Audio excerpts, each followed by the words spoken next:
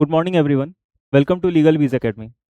तो आज हम लोग एक टॉपिक करने जा रहे हैं, दैट इज रेस्ट जेस्ट है पार्ट ऑफ सेम ट्रांजैक्शन। तो हम लोग शॉर्ट में और इजी वे में समझने की कोशिश करेंगे कि ये सेक्शन 4 जो बीएसए का है, पहले सेक्शन 6 था एविडेंस एक्ट में, इसका मतलब क्या है। ठीक है।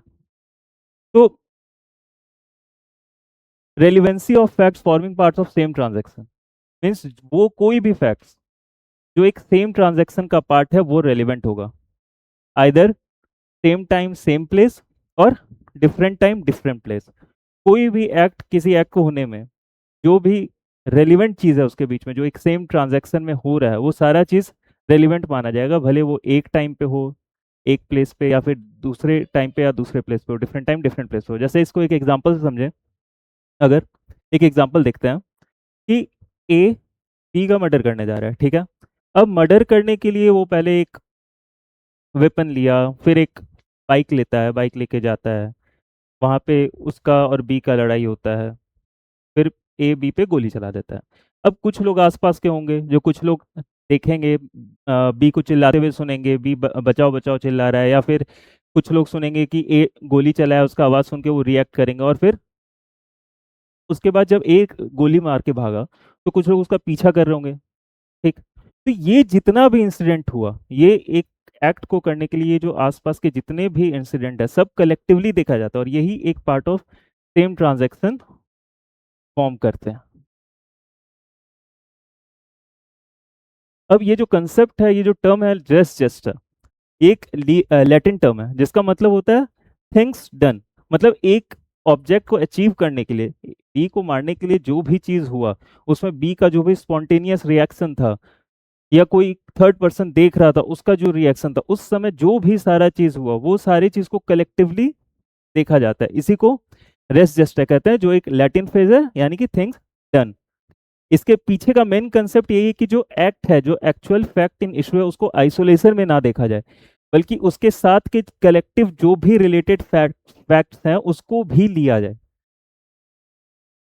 उससे क्या होता है कि जो चेन ऑफ इवेंट्स है उसका बेटर अंडरस्टैंडिंग होता है और एक बेटर रिजल्ट निकल के आता है। जो भी एक्ट हुआ है उसके पीछे का, उसके जैसे यहाँ पे एग्जांपल अभी हमने लिया कि ए बी को मारने गया, तो उसके लिए वो गन खरीदा, फिर बाइक से गया, फिर वहाँ ए और बी का लड़ाई हुआ, बी बचाओ बचाओ चिल्लाया, कुछ लोग ए को गोली चलाते हुए सुना, फिर ए भीड़ को देख करके भागा।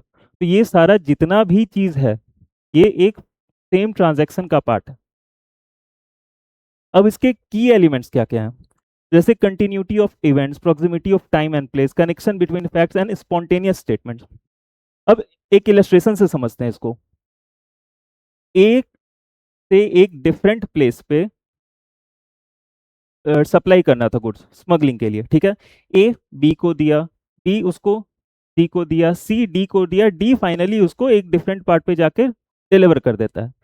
तो यहाँ पे एक चेन ऑफ इवेंट था। मेन इवेंट क्या था कि स्मगलिंग करना है, इस पार्ट को, इस ऑब्जेक्ट को, जैसे गोल्ड को डिलीवर करना है एक डिफरेंट जगह पे। लेकिन उसके लिए इवेंट्स क्या हुआ, ए बी को दिया, बी सी को दिया, सी डी को दिया, तो ये एक चेन ऑफ इवेंट्स बना। ठीक है। तो ये कंटिन्यूटी है, इस उस एक्ट को कंप्लीट करने के लिए कंटिन्यूटी क्रिएट हो रहा है। ठीक है। तो वो इसमें रेजिस्टर के केस में फॉल करता है। या फिर proximity of time and place लें, इसका इसके लिए भी एक एग्जांपल से समझते हैं कि ए जो है वो गवर्नमेंट ऑफ इंडिया के अगेंस्ट वॉर कर रहा है। ठीक है। अब उस केस में क्या कर रहा है, एक जगह प्रॉपर्टी डिस्ट्रॉय हो रहा है, एक जगह ट्रूप्स पे अटैक हो रहा है, कहीं पे जेल ब्रोक किया जा रहा है, कहीं पे रेलवे प्रॉपर्टीज को हैम्पर किया जा रहा है। तो अब इस केस में क्या हो रहा है, यहाँ पे अलग अलग जगह पे, और हो सकता है मे बी अलग अलग टाइम पे भी ये सारा एक्ट हो रहा हो, लेकिन इस पूरे एक्ट को करने के लिए ये सारा छोटा छोटा एक्ट अलग अलग जगह पे हो रहा है। तो ये पूरा एज अ होल इसको माना जाएगा और ये रेस जेस्टा की कैटेगरी में आता है। उसके अलावा जो कनेक्शन होना चाहिए, जैसे अभी हम लोग देखें कि ट्रुप्स वेजिंग वार कर रहा था गवर्नमेंट के अगेंस्ट, तो उसके लिए ट्रुप्स पे भी अटैक कर रहा है, जेल ब्रोक कर रहा है, प्रॉपर्टी डिस्ट्रॉय कर रहा है। तो ये जितने भी एक्ट हैं वो फैक्ट से कनेक्टेड है, जो एक्चुअल जो उनका मोटिव है, जो एक्चुअल उनका ऑब्जेक्ट है, गोल है, उससे रिलेटेड है। तो ये सारे रेस जेस्टर के कैटेगरीज में आते हैं। और एक और इंपॉर्टेंट चीज कि स्पॉन्टेनियस स्टेटमेंट, लाइक ए देखता है कि एक आदमी अचानक से गिरा और एक तेज गाड़ी भाग रहा था, और वो आदमी गिरते हुए कहता है कि ये गाड़ी हमको ठोक के भाग रहा है, ये हमको धक्का मार के भाग रहा है। अब ये स्पॉन्टेनियस था, वो जो थर्ड आदमी था वो अचानक से देख के उस पर रिएक्ट कर, ये स्पॉन्टेनियस था, यहाँ पे कुछ सोचने का उसको टाइम नहीं मिला, कुछ फैब्रिकेट नहीं कर सकता यहाँ पे। तो ये स्पॉन्टेनियस रिएक्शन जो आता है ये रेस जेस्चर के केस में आता है। जैसे एक बहुत फेमस केस है जिसमें जो थोड़ा कंट्रोवर्शियल भी है, उसमें क्या है कि एक विक्टिम रहती है, वो बाहर आती है और कहती है कि ये देखिए वेडिंग फील्ड ने क्या किया। तो अब यहाँ पे क्या था इस केस का, कि ये एक्ट होने के बाद हो रहा है, एक्ट होने के बाद ये स्टेटमेंट दिया जा रहा है। ठीक, तो स्टेटमेंट हमेशा स्पॉन्टेनियस होना चाहिए, स्टेटमेंट या एक्शन जो भी होगा उस एक्ट से स्पॉन्टेनियस होगा, ऐसा नहीं हो कि उस एक्ट के हो जाने के बाद आराम से। जैसे सी का रेप हुआ, ठीक, अब वो घर आई, घर आकर के अपने माँ को बताई, अब यहाँ पे एक्ट होने के बाद वो स्टेटमेंट दे रही है, तो ये स्पॉन्टेनियस में नहीं आएगा, ये रेस जेस्चर में एडमिसिबल नहीं होगा, रेलिवेंट नहीं होगा। तो की प्रिंसिपल इसके पीछे का यही है कि हमेशा मेन इवेंट से क्लोजली कनेक्टेड होना चाहिए। ऐसा नहीं है कि मेन इवेंट हो गया, मेन इवेंट होने के काफी देर के बाद कुछ एक्ट हो रहा है, वो इसमें नहीं आएगा। जो भी मेन इवेंट से कनेक्टेड है, जैसे रेप वाला एग्जांपल था, कि वो उसके खत्म, एक्ट खत्म होने के बाद वो घर आने के बाद अपनी माँ से ये बात कही, यहाँ पे कनेक्टेड, क्लोजली कनेक्टेड नहीं है। तो क्लोजली कनेक्टेड होना चाहिए मेन इवेंट से। उसके अलावा या तो वो, जैसे वो ट्रुप्स वाला एग्जांपल था, बेजिंग वॉर वाला, या तो वो तुरंत हो या फिर उसके बाद हो। ठीक, जैसे एक एग्जांपल वो जो कार वाली थी, कि कार ठोक के चला गया और उसमें तुरंत उसका जो विक्टिम था वो कह रहा है कि ये कार जो जो गई है ये धक्का मारी, और जो रिएक्शन था थर्ड पर्सन का वो स्पॉन्टेनियस था, वो इमिडिएटली उस आफ्टर द एक्ट था। ठीक, और स्पॉन्टेनियस नेचर का रहना चाहिए हमेशा। प्लस जो भी एक्ट है उस सारे ट्रांजैक्शन को एक्सप्लेन करने में हेल्प करना चाहिए।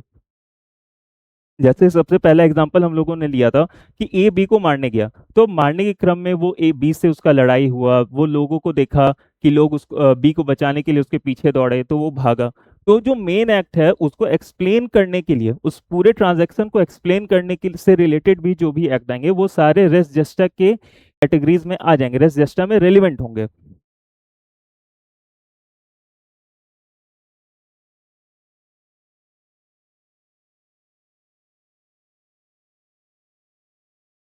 अब जो मेन पर्पस है इस पूरे रूल का या रेस जस्टा का, उसका यही है जो हम लोग स्टार्टिंग में ही पढ़े थे, कि हमेशा एक जो मेन एक्ट है, जो भी चीज हुआ है उसके जो इंसिडेंट है उसके कंप्लीट अंडरस्टैंडिंग के लिए, कि ये एक्ट हुआ, ठीक है, अब ए बी को मार दिया, ये तो फैक्ट एंड इशू है ही, बट कैसे हुआ, कौन देखा, क्या रिएक्शन था, वो सारे चीज के बेटर अंडरस्टैंडिंग में यहाँ रेस जस्टा का रोल आता है। ठीक है, अगर कोर्ट किसी भी फैक्ट को आइसोलेटली अगर देखना शुरू करेगी तो उसका जो ब्रॉडर कंटेक्स्ट है वो मिस कर देगी, क्योंकि उसमें एक किसी केस में, एक किसी ऑफेंस में और भी डिफरेंट पर्सपेक्टिव होते हैं।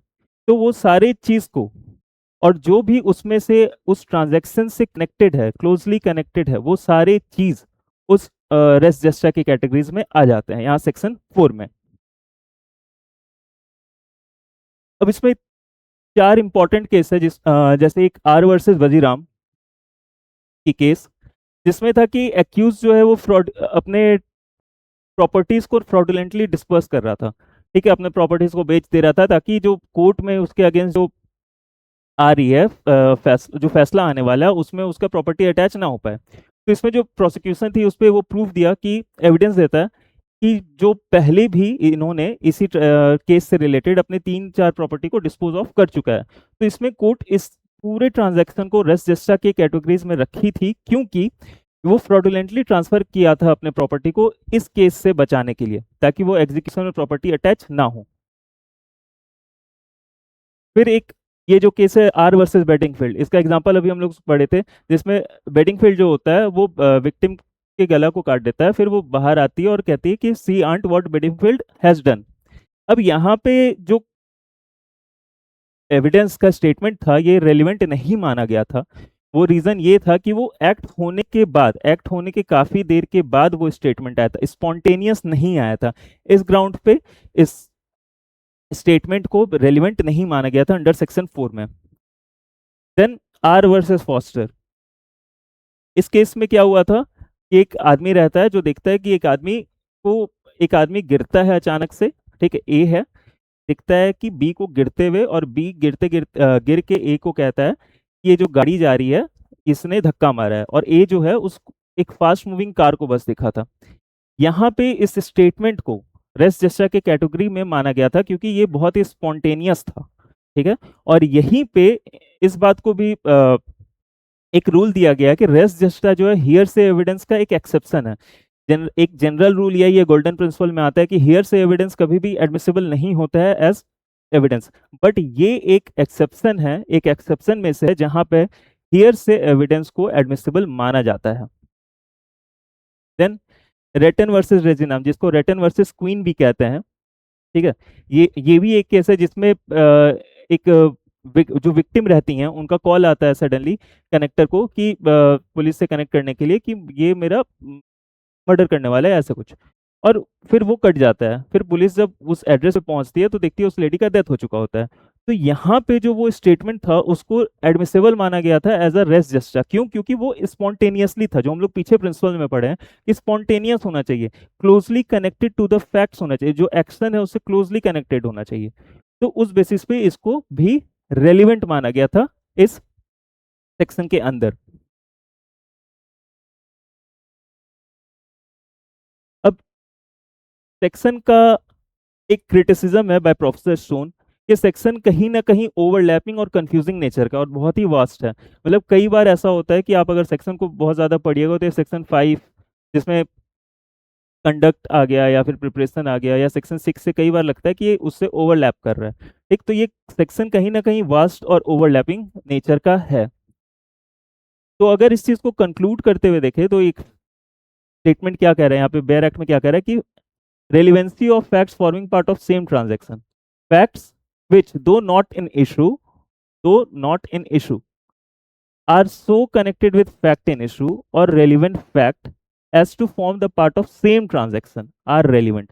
मतलब वो फैक्ट एंड इशू नहीं है, ए बी को मारा, मेन फैक्ट एंड इशू ये है, लेकिन वो फैक्ट एंड इशू या फिर दूसरे रेलिवेंट फैक्ट से इस तरह से रिलेटेड है कि वो same transaction, part of same transaction को फॉर्म कर रहा है। कि ए जैसे ही गोली मारा, कोई उधर से सुनता है कि गोली चलने का आवाज आया या लोग उसके पीछे भागा, तो ये forms a part of same transaction. या फिर जो एग्जांपल था कि ए बी को डिलीवर करता है, बी सी को डिलीवर करता है, सी डी को डिलीवर करता है, एंड अल्टीमेटली उसका गुड्स का स्मगलिंग होता है। तो ये चेन ऑफ इवेंट्स था, तो ये सारे पार्ट ऑफ सेम ट्रांजैक्शन के कैटेगरीज में आएंगे, whether they occur eight same place same time और डिफरेंट प्लेस डिफरेंट टाइम। तो इन शॉर्ट, अगर कोई भी एक्ट किया गया है मेन फैक्ट एंड इशू से रिलेटेड उसी ट्रांजैक्शन में, स्पॉन्टेनियस है, चाहे वो सेम प्लेस पे सेम टाइम पे हुआ हो या डिफरेंट प्लेस डिफरेंट टाइम पे हुआ हो, वो सारे act part of same transaction होंगे, जिसको लैटिन टर्म में हम लोग रेस जेस्टे कहते हैं। Thank you.